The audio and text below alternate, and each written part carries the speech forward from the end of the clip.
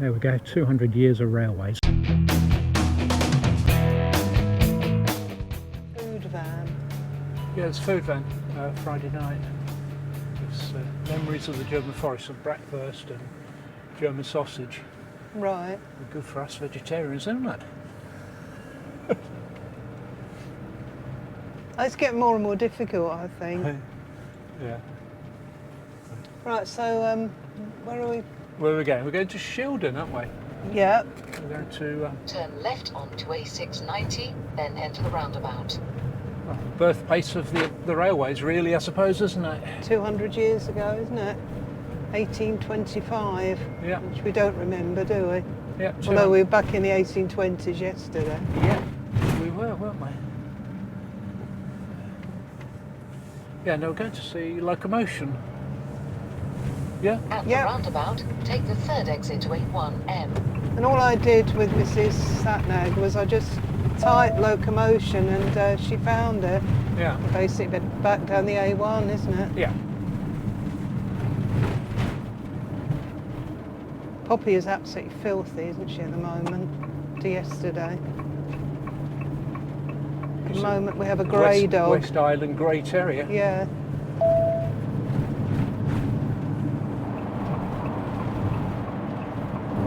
Which way are we going then? Going left. At the roundabout, take the third exit to Oh, A68. we're not, we're going right. It's showing us going left.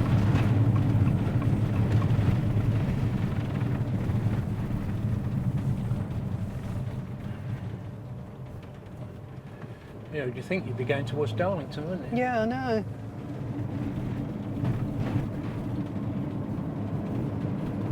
Shildon.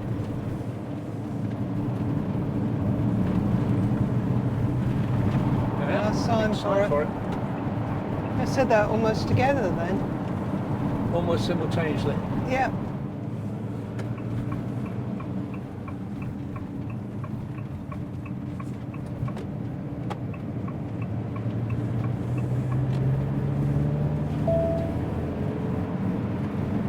At the roundabout, take the second exit to Redworth Road.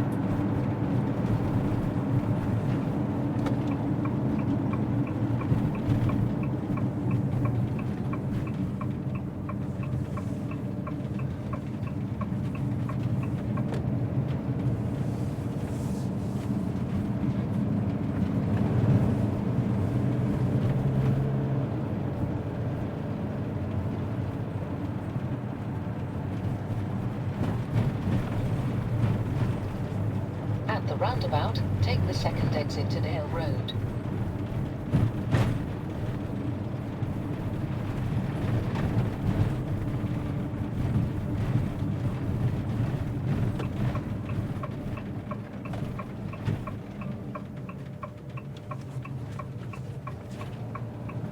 In a quarter of a mile, turn right onto the road. Okay.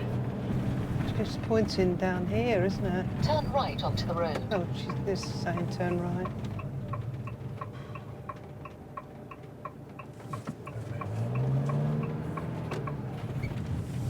Oh, it's a big car park here. Yeah, it looked like it was a big car park. Turn left onto Dale Road, then take the first left.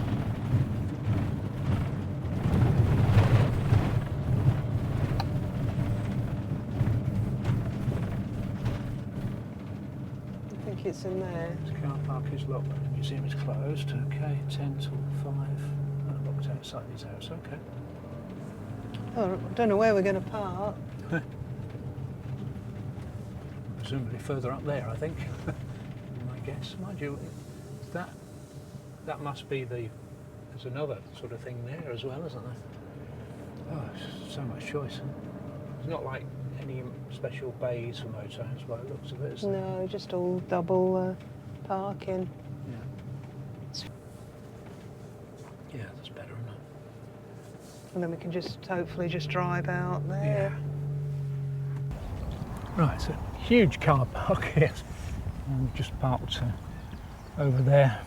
Poppy's got to stay in the van. She's going to be safe in her crate. It's not too hot today. We left vents open, so she's going to be perfectly all right. We switched the CCTV monitor on the Rio link, and we can keep an eye on her if there's any barking or anything. Oh, just over there.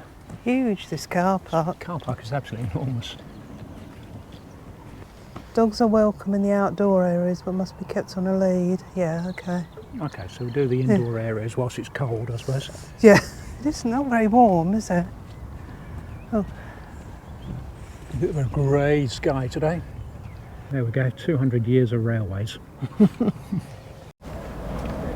Locomotion. That's what it's all about.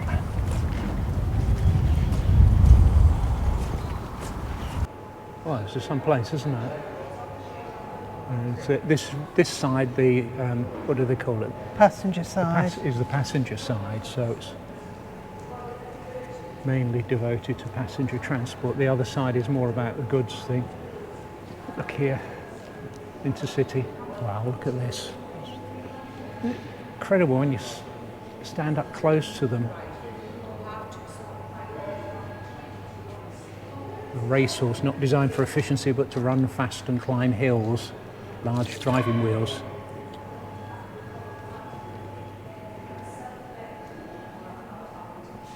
There are some things on the floor here. Sorry? Some things on the floor. Oh yeah. Yeah. That's fantastic, isn't it? So I think you want to look at this Sorry? here. Do I? Well, that's how it started. It's going up in Oh, I see, years. right, okay. Oh, so we're going to follow it from here. Children wagons. We had a little bit of this at Beamish, didn't we? We were talking about them. Yep. Sometimes known locally as wagons. They carried a measure amount or a chaldron of coal. Originally ran on horse-drawn railways linked collieries and markets. Steam railways offered faster and more direct routes. But when they went downhill, they put the horse in a dandy cart. That's when they ran the first Stockton to Darlington. People actually sat in there. Yeah. Well, then actually in there, that's what in it's the saying chaldrons, there. yeah. Yep. Yeah. Horse makes a noise. Carriage No, number 1847. They've got 1,100 miles of track are built at the height of railway mania. We started to have passenger carriages like this. It's one of the oldest existing railway carriages in the world used on the Stockton Darlington Railway. Carriage number 59, 22 years after the opening of the railway. He said it was similar to road-going stagecoaches. An example of a technology and design can be transferred and updated. And this is very similar. What we went on yesterday. This is Sans Pareil. This is 1979 there. I think it was. Oh, the restate. Okay, so this is made in 1979 for the 150th anniversary. We've got travelling post office here, one of the first travelling post offices. Quick success of the Stockton and Darlington proved how railways could connect places across the country, moving mail by rail instead of horses and coaches was a useful way to speed up delivery. This is a replica of the first example built by the Grand Junction Railway in 1838 and was a centenary of the travelling post office. This was made in 1938. This replica was a dandy car. The dandy car was pulled by horse. But it was uneconomical sometimes to justify keeping locomotives in steam, so they sometimes used horse-pulled carriages. Oh, can't go in, but you can have a peek inside. So let's have a look at the Hardwicke, 1873, this one.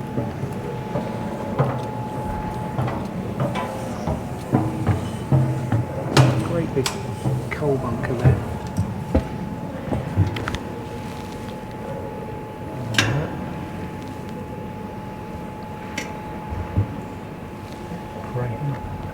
Not much covering for the driver. No, and there's not. fireman. This is a Siemens Electric locomotive from 1898. It's an alternative steam power going back almost as far as rocket. In 1842, electric motor called Galvani was tested in Scotland by Robert Davison. The concept was developed in the 1880s, was ideal for new urban railways built in tunnels underneath London. Battery-operated locomotive here from 1917 on the North Stafford Railway.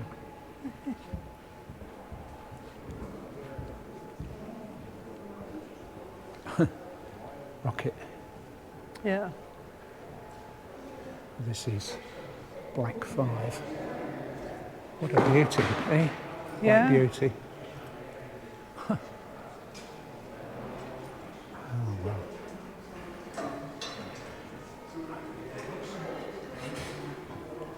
So often you see locomotives and you're standing on the platform, aren't you? So you're Yes, already right. halfway up, but you see them up by the side. 1935. Yeah. So called because of their colour and power rating, firm favourites of drivers and firemen.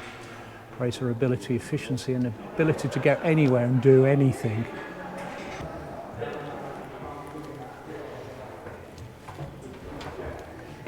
All right, brilliant. Yeah, okay. Mind the gap. As they say. Yeah, Oh wow, look at this, all lit up as well for us. Oh yes. Yeah. Another firebox. Wow. All these levers. That's why it took 5 years to train them, didn't it? Eh? Took years to train them. Oh yeah, well I reckon on an average maybe, well I think about 8 or 9 years. All right. They started off Yeah, as a cleaner Yeah. and then worked their way up yeah, fireman. locally and Yeah. then driving locally. It's a driver's seat. Yeah. You can sit down if you Yeah, want. This is that other piece of wood over there, that's the fireman. and Just the that fibres. would be your view, wouldn't it? You all right to get on with that then? You volunteered for it. I'll Yeah. give you the shovel. Okay then, thank you. There you go. God, imagine doing that all day. I know. Imagine the Hey, heat you want in to get here. a picture with a shovel? Like. Yeah, got it. You got it? Yeah, Yeah. yeah. Well, this was the first Black 5, number 1. That's why it's 5,000. Right, This one okay. was built, you Yeah. probably read the board. It was built in 1935 and it was the first one of the class. Yeah, The 500, that's the series, and it also tells you what the horsepower is. All right, okay. It cost £3,600.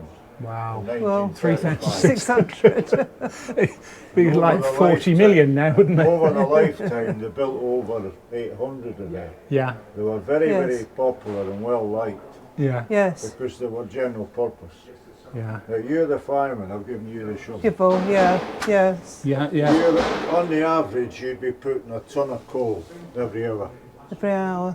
so you're working hard. Yes, Yeah. oh yeah. And you have to throw it into the back there. I've been told Yeah. by people, well, 2 firemen that have come on here, and they've fired Black 5s, and they said they loved it when they got one of them. Yeah, Because it wasn't, you didn't have to place the coal, you could just chuck it in. yeah, Chuck it in, Yeah. And it's a big wide Oh. firebox. yeah, Yeah. It slopes down. yeah. So Yeah. the natural momentum of the train pulls Push it in, Pulls pushes it in. in. coal down to the front where, Yeah. where all the tubes are. Yeah, 8 ton of coal in the air.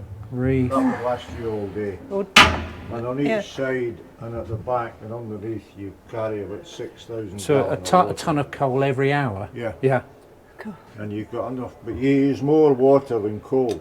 yeah. yes. Because when you think about it, you're generating all that steam. Steam, Yes. It goes through the engines and out up the Up, chimney. out up Yeah. there. I've gone. Yeah. Of course, every station used to have the water The water towers. towers, The yeah, water. yeah, Yeah, we've yeah. seen that. Yeah. Yeah. Yeah. Oh, Yeah, so you'd be the driver. Yeah. That's your That's your regulator. that's the regulator. Yeah. No, that much. That one. I would think it's the brake, is it? No. That's the brakes. Right. Okay. That's the Oh yeah. This reverser. is reverser. Okay. So you Yeah. turn. Yeah. Well, basically what that does, At the moment, if I opened the regulator and we had Yeah. steam, we wouldn't go anywhere. No, Because that's in because that's in, yeah. So what you've got, Yeah. you've got another set of, show you on this one, here's your pistons, Yeah, and above it you've got your slide valve, yeah, and that's linked to the crankshaft, Yeah. not the crankshaft, connected to the wheel, yeah. and this rod connects to that, and it's on a fulcrum, Okay, so you can alter the stroke yeah. of the piston or the So where the valves. steam's coming in. Yeah, so if it was wound all the way forward, Yeah, you'd have 100%. Yeah. You'd have steam going in for the full Yeah. stroke of the piston, yeah, full power, yeah. which you need to get Mhm, away from the station. But once you're up and running, you don't Yeah. need that. No, So they can screw that back to 20-30%. So the steam is shut off, let's say 20% of Yeah. the stroke, yeah. and it's just the expansion of the steam Mhm. pushing. Yeah, Now to go in reverse, you wind it all the way the other way, Yeah. and it means the steam goes in the other side. Right. So the engine runs clockwise to go forward. no, no. It's Yeah, and yeah. anti-clockwise Yep. to go Yeah. back. Yeah. Yeah. That's why it's called the reverser. The Right. reverse is the It engine. reverses Yeah, in, yeah. So that's what that Clever, does. isn't So it? that is the brakes. Yeah, Okay. This is a vacuum pump, yeah, and you blow your steam going in, yeah. either high pressure or low Yeah. And pressure. you've got the vacuum gauge up there. Yeah. That's the vacuum gauge. That would run about 23 inches, Right. and you've got your Yeah, now you've got a steam brake on the engine, yeah. and you've got vacuum brakes on your On- carriages. Okay.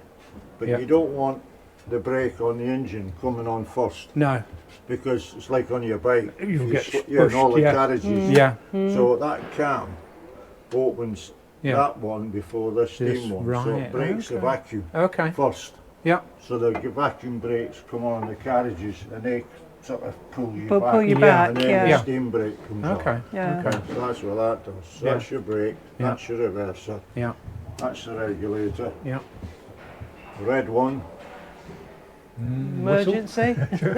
well it isn't a way, that's the whistle. Yeah. The it's a whistle, all And right, it works okay. it works on both sides, because Right, okay. you're the driver, you're sat there, you can't see That's what's a, over No, here. no. no, no. So you rely on the fireman watching, and he'll let Yeah. you know, You know, or you that's- could blow Yeah. it. Yeah. Yeah. Right. That's your pressure gauge for the boiler. Yeah. 225 psi. Yeah. Another job you've got as fireman, you've got to watch your water level, All right, okay. because you're losing that water To steam. Then the steam, then yeah. You can top it up from the From here. tender Yeah. by opening. You open their valves here, Yeah. All right, okay. and Yeah. what they do, because when you think about it, your water's at atmospheric pressure in the tank, and you get 220 odd pound pressure in the boiler, and there's what you underneath here. You've got what they call an injector, and that heats the water and blows it into the Okay. boiler.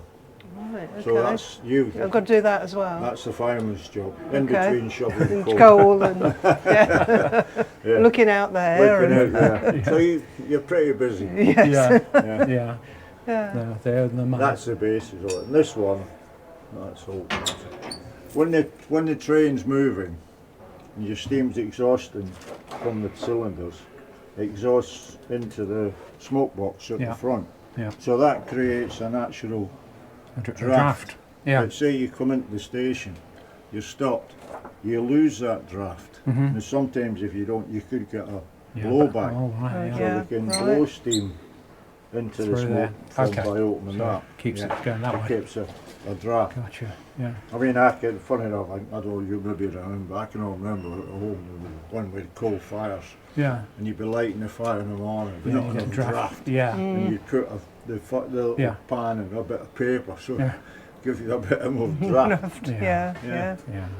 Oh, that's fantastic. Stick, isn't it? yeah. Yeah. It's That's really Yeah. As I interesting. say, this, Yeah. they're built over 800. This Yes. weighs about 70 tonne, Right. Yes. and there was an awful lot of them used down the Midlands and Yeah. down because Yeah. Yeah. like the Green Arrow and that over there, the Churchill and the Fine Scotsman and those big ones, they're so heavy. There was a lot of bridges they couldn't go over, and Oh, I Okay. so they see, couldn't yeah. be used, Yeah. whereas there could go everywhere. So yeah. Yeah, I mean that's why if you look on the side, it's got 5P Yeah. and 5F, passenger and freight. Okay. You did everything. You know. Did It's a bit everything. Like a transit van. Yeah, yeah, it was. You do everything. It must have been because when they built over 800, 100 so of there them must have been used, good yeah. value for money and everything. Yeah. Yeah. Yeah. Yeah, it'd be a hot, warm, dusty job. Job. Oh, yeah. Hot, warm, dusty, and busy as well. Oh, Yeah. yeah. Yeah, I've been told that during the war, when everybody was on rations, which I was a kid, I remember that. They found that the people who worked on the trailways, the engine drivers and the firemen, they were losing weight Yeah. because they weren't getting enough. No 'Cause they were food. just on Yeah, rations. and they were Get just extra doing, rations. doing all this work. working hard, yeah. Oh, working hard in Yeah. hot environment. Yeah, yeah. The front of the loco there, you've got 4 lights on there, and when they put 4 lights on there, it meant it was the royal train, so they've actually got some royal carriages at the back of this. Yeah. These are the generator carriages here. They've got generators on there for the lights and heating and all that sort of thing. Yeah. The passenger railway. Passenger being a part of the railway from the very beginning. Often clambered into horse-drawn goods wagons to hitch a lift. By the 1830s, purpose-built carriages took people to work or on excursions. This is the Royal Train brake carriage here. This is Queen Alexandra's saloon, 1902, built for Queen Alexandra, the Danish wife of King Edward VII. Queen was hugely popular with the British public. Wow, Amazing, isn't it? it's incredible. She's got a bed in there. Saying there were no beds for the staff. They all had to sit on chairs. This is fantastic. I think this is really good because you've got like the train, haven't you? And then you've got all the carriages. Yeah. Often you just get the trains. Yeah. I didn't know quite what to expect coming here, but 27th of September 1825, steam locomotive known as Locomotion No. 1 was connected to a train of wagons and a carriage carrying coal, flour and people. More than 300 ticket holders were required, but many more jumped on board, and as the train headed eastwards towards the port of Stockton, huge crowds gathered to watch its progress. It was a momentous day, the first steam-hauled passenger train on a public railway. And they've celebrated the anniversary ever since. Large-scale commemorations taking place every 50 years. So there's lots of partners up and down the railway be celebrating the bicentenary of the Stockton and Darlington Railway. Locomotion and the National Railway Museum marking the year with a varied programme of events and exhibitions. The world's first railway town. So this is the Class M1 from 1893. 4 large driving wheels built for speed. North Eastern Railway, Gateshead Works. That's all for the coal, that bit at the back. Yeah, and water. This one here is a fireless locomotive. It says for some industries fire risk of coal burning was too high, so a fireless engine using stored steam was developed. Needed recharging with steam, used in flour and milling and that sort of thing. So this is Class 43, 1976. Nicknamed the Journey Shrinker, high-speed train revolutionised intercity travel on British Rail. This was the lead power car of the train that broke the world speed record for a diesel unit, travelling at 148 miles an hour. It was introduced in the 1970s to solve the problem of passenger services on non-electrified railways.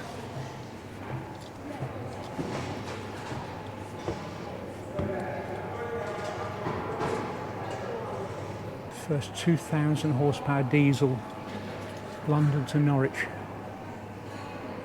Type 4 D200.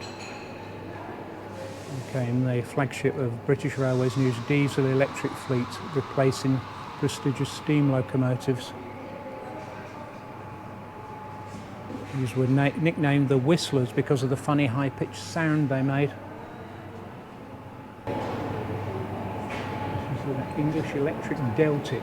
It was the world's most powerful single unit diesel electric locomotive and appearing in 1955 with powder blue upholstery livery, built by English Electric to impress overseas buyers, with 2 Napier Deltic engines producing an electric generator, powering an electric generator to produce 3,300 horsepower. It was expensive to run, there was no interest. He said 3 years later British Railways ordered a fleet of these for the East Coast Main Line. And we were looking for a high-powered locomotive that could manage a demanding schedule. Overhead electrification would have been too expensive and too time-consuming, and Deltic offered good value, replacing 22 of them, replacing 55 steam locomotives. It's a beauty as well, isn't it? Built by the English Electric Company, equipped with 2 Napier Deltic 18 oil engines, rated output 3,300 horsepower. Original APTE from 1972, experimental, brand new technologies together in one visionary vehicle. Computer design wheel sets and active tilting bogies meant it could lift and lean into corners, giving passengers a faster, more comfortable ride. Yeah, look at this thing. Isn't that fantastic?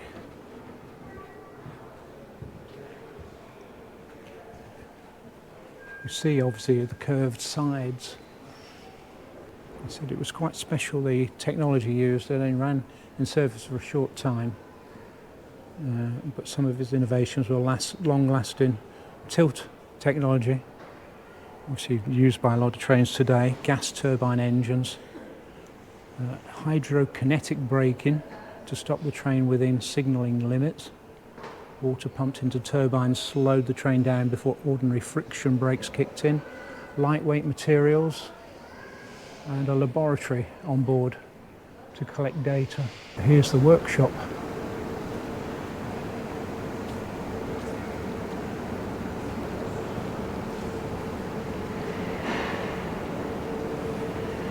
So we're going to go and pick Poppy up. We're going to take her for a walk around the historic buildings, and then we'll come back and we'll do the new hall. But yeah, that was really good in there. It was, wasn't and it? the volunteers in there are all very enthusiastic. Yep. And it's free. It's free. Mind you, the sandwiches are a bit expensive. Yeah, that's right. But anyway, mustn't moan. No, it wasn't mine. Yeah, we spotted this, didn't we? This is famous bridge, the Gaunless Bridge. It's the earliest iron bridges in the world, designed by George Stephenson. It spanned the River Gaunless, connecting Stockton Darlington Railway with Witton Park Colliery, west of Shildon. And used horses to pull wagon loads of coal along this section, as the structure would not have been strong enough for locomotives. It was in use till 1901. Right, let's go and have a look at these historic buildings. What do you reckon, Pops? Can I have a look at the historic buildings? A little grey terrier. She's absolutely filthy. It's trouble with Dream Railways. She's going in the shower later. There's a train. Yeah, there's on a the railway, main yeah. line. A real railway, I mean, a working railway, or public railway, or...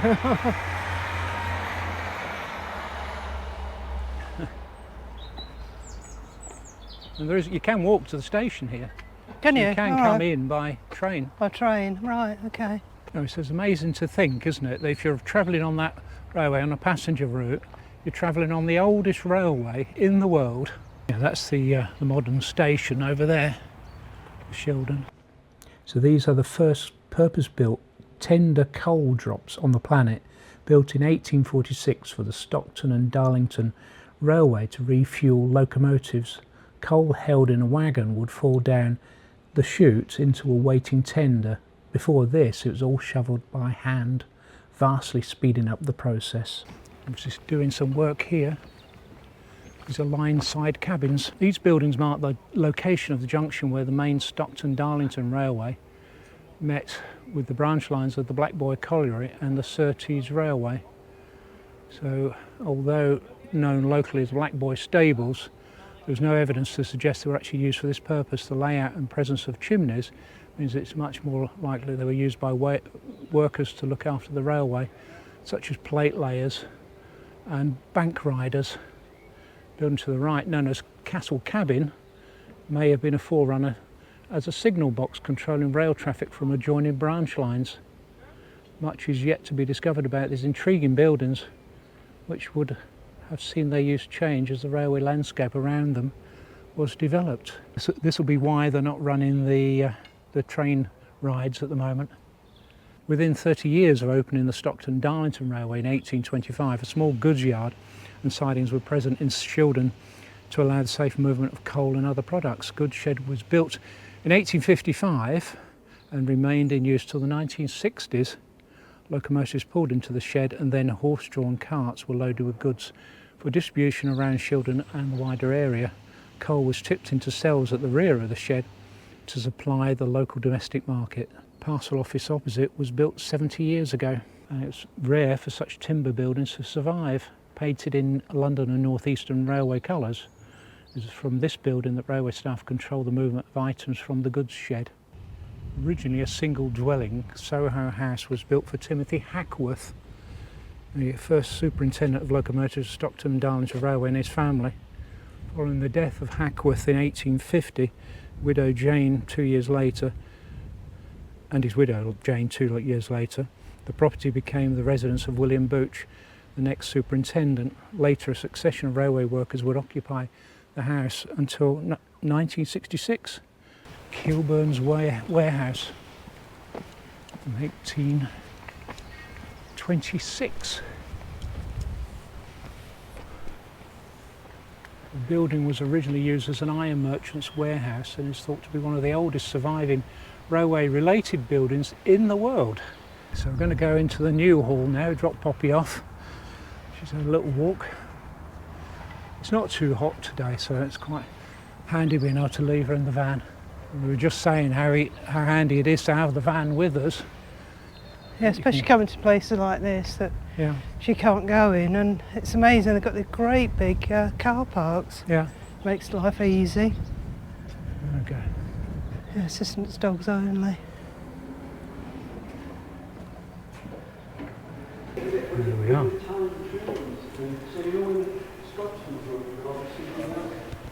So this is Hetton Corrie Lion, 1849. Not that dissimilar to Puffing Billy that we saw a replica of yesterday. A little bit bigger. It's bigger, isn't it? Yeah. Hetton Corrie Railway was a proving ground of the railway system. The railway opened in 1822. Engineers flocked to see the groundbreaking technology on show. Connected Hetton Coal's company colliery to the coal states on the River Wear at Sunderland. Stephenson's design used steam power and inclines instead of horses to move trains, making it the first railway to use steam. Lion is thought to be the, what does it say, the oldest working steam locomotive in the world. In the world.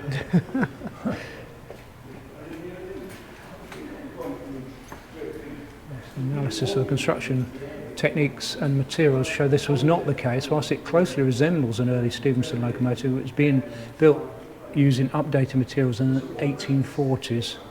Okay. So my job as the fireman, I'd have all coal in the back there. Then. Firewoman? Firewoman, yeah. In the back there, and then I've got a little... it's not very big, that, is it? Yeah. And you'll be open to the elements as well. Really nice.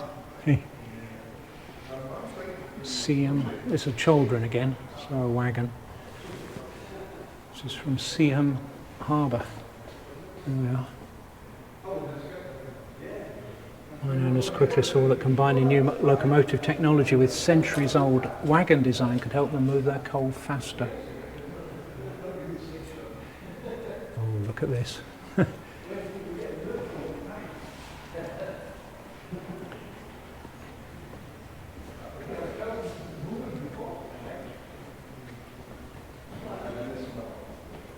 Class Q7 from 1919. So despite being the most powerful locomotives originally built by the North Eastern Railway, Q7s had to operate in pairs to haul 700 tonnes of ore to the ironworks at Consett, County Durham.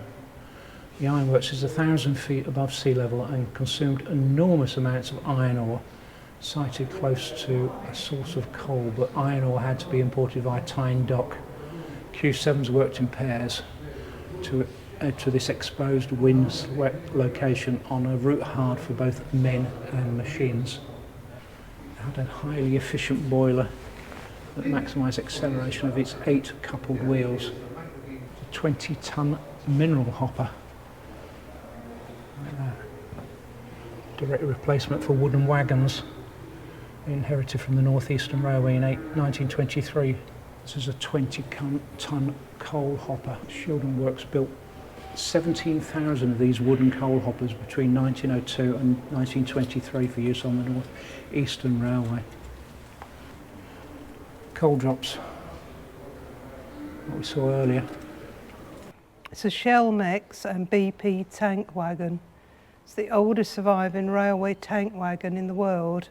So it's the North Eastern Railway was a pioneer in the use of electricity to power its trains. Drivers struggled with poor visibility in the tunnels on the Newcastle Quayside branch line.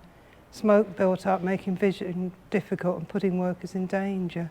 The NER turned to cleaner, smoke-free electric shunters to move vehicles and goods along the line's safety. I don't think there's that much call for this sort of thing these days, is there? What is it? It's a snowplough. Oh, snowplough. ZZA snowplough from 1965. These simple cranes were used by workers in railway yards, stone quarries and sawmills. Travelling steam cranes could be found anywhere where there was a need to lift goods and move them short distances within a confined yard. Simple vertical boiler could burn any fuel, wooden offcuts or poor quality coal, and a basic 2-cylinder steam engine drove the winch attached to the crane jib. Travelling cranes were used in railway engineering and lifting bridge components, points, crossing pieces without risk of damage. Versatility gave them long working lives, many after steam power had ceased to be used on the main lines. So this is a Weltrol well wagon, specialist vehicles to carry the largest products of heavy industry. This was to ensure that trains fitted through tunnels and under bridges and not hit platforms or signals. So they dropped the floor of the wagon into a well between the bogies, gaining valuable extra space. It's one of only 10 constructed to carry 20-tonne loads with heavy machinery, castings or small boilers carried in regular occupation. In 1980 it even carried a narrow gauge railway, the Earl to Rainhill, Mersey, to join the celebratory cavalcade for the 150th anniversary of the Rainhill trials. So this is a war-flat wagon. This war-flat wagon carried some of the heaviest British tanks that fought in the Second World War. Wagons for transport tanks were developed during the First World War, but by the Second World War armour was thicker, and this 1940s war-flat was an improvement on early wagons, carry 50 tonnes thanks to strengthened girder frames. Unlike its predecessors, once had lifting jacks to support the ends of the wagon when loading trains. Example is one of 60 war-flat wagons transferred to British Rail after the war. Many were converted to carry steel beams, bogies and even cranes. Cattle van, that's where you can hear the mooing. So built in 1951, this British special cattle van was first-class transport for valuable pedigree livestock. Fully enclosed vans sheltered livestock in transit and a passenger compartment for a herdsman and electric lights. Farmers could rest assured that their prized bull would make it to market or livestock would show safely. Vacuum braking and steam heating pipes, so van could be coupled to passenger trains, including speedy transport for its precious cargo. Harlow Town Station. That's a zebra, isn't it? Yeah, it's a zebra, yeah. This was a runabout, this one. Aerolite from 1869. Well, it just says it's a runabout. They're pulling different inspection saloons around the North Eastern Railway network. Carried engineers, managers, important visitors. Okay. It had a section on the back. This one hasn't, has it? But this locomotive was rebuilt multiple times as they tinkered with its layout. The Sentinal shunter. 3 years after the Clean Air Act came into force to tackle air pollution from burning of coal, Sentinal introduced this diesel hydraulic shunter fitted with a Rolls-Royce engine. An effort to move away from steam power, trial by the National Coal Board at Colliery near Pontefract, running Sentinels on methane pumped out of the mine. Although the experiment in alternative power was unsuccessful, the shunter's usability and overall clean appearance were widely praised, and it won the Council of Industrial Design's Capital Goods Design Award. The vehicle ran for almost 50 years at many industrial locations, including Seaham Harbour and the Bass Brewery network in Burton-on-Trent. I don't think you'd want to lose shunt it, would you? Maximum curve 70 metres. This is a Phillips petroleum tank wagon.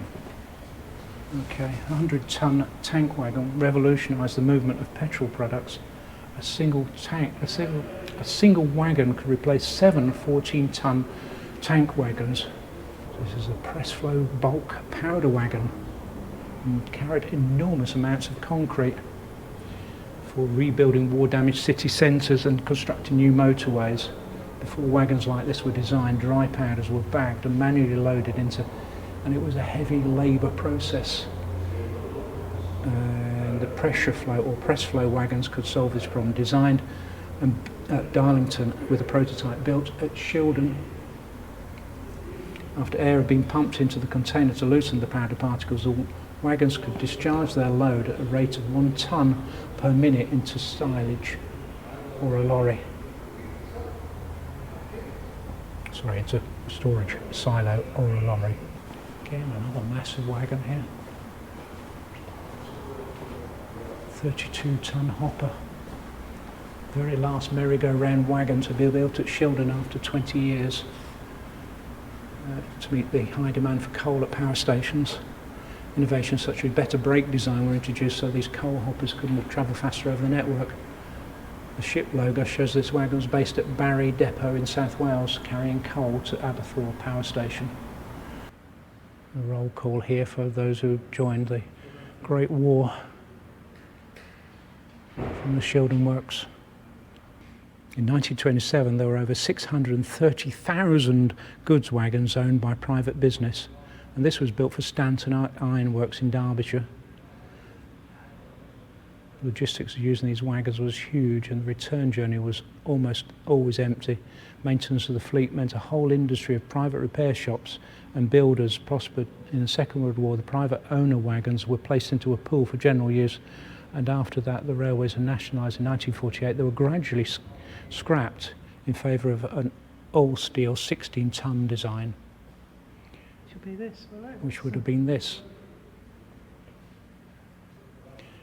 British Rail built 200,000 of this standard 16-ton steel wagon design. British Rail was created in 1948 and inherited hundreds of thousands of different mineral wagons of different types. Designs varied in capacity, maintenance. So this standard design from the Ministry of Transport was adopted. Basic design of the mineral wagon was dictated by the industries that the railway served, and the loading and unloading facilities changed to hopper wagons such as the merry-go-round during the 1960s and 70s made the 16-ton mineral wagon obsolete. These are so-called Austerity locomotives built in the 1940s, designed to last just 2 years, but some were still in operation 40 years later. The wartime Ministry of Supply desperately needed a quick source of locomotives for shunting in military depots across the UK, Europe and North Africa. Some war had overloaded manufacturers, and construction of these standard design Austerity locomotives had to be outsourced to many private builders. So at the end of the war, many were sold to the National Coal Board, while some remained in use into the 1980s. 1982, Weldale Colliery bought its Austerity locomotive out of retirement when its diesel shunters froze in the cold. It's a Class 8 diesel shunter. So shunting was and still is a specialist activity that needed slow but powerful controllable vehicles. The use of bigger, heavier wagons meant that railways were always looking for more effective ways and economical ways of shunting. So this is a conflat wagon from 1959, and it says shipping containers revolutionised round the world movement of freight so that goods of any size and shape could be moved seamlessly. This speedliner predates Freightliner, but shows how goods could easily be moved across several forms of transport.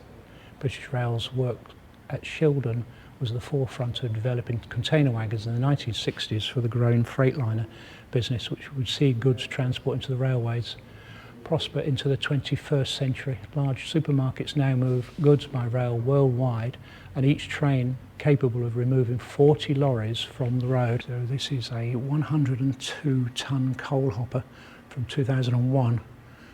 Wagons such as this one face an uncertain future. Had a gross loaded weight of 102 tons and was a pinnacle of coal wagon development. Allowed thousands of tons to be moved on one train, equivalent to many road journeys. Recent years, many of these wagons have a new lease of life, adapted and recycled to carry other forms of freight. They've been shortened by cutting out the central section and now carry limestone for use in the construction industry. This wagon remains in its original condition. Definitely recommend a visit here. I mean, if you're coming on another day, you might well be able to get the train ride up and down. But as you can see, they were doing a bit of work on the line, so I wasn't able to do that, but still enjoyed it. And it's often that, you know, railway museums don't cover the goods aspect of it, but that was sort of vitally important for the railways. Yeah, I must admit I found the passenger bit more interesting. Yeah. Yeah. Yeah. But it's just worth looking round, isn't it? It's good. Yeah. Yeah, so if you enjoyed the video, give us a thumbs up, and if you haven't already, please consider subscribing. That would be good, and we'll see you in the next one. Bye then. Well, you have to buy then again, because I didn't know whether you'd finished or not. Yeah, so if you enjoyed the video, give us a thumbs up, and if you haven't already, please consider subscribing, and we'll see you in the next one. Bye then.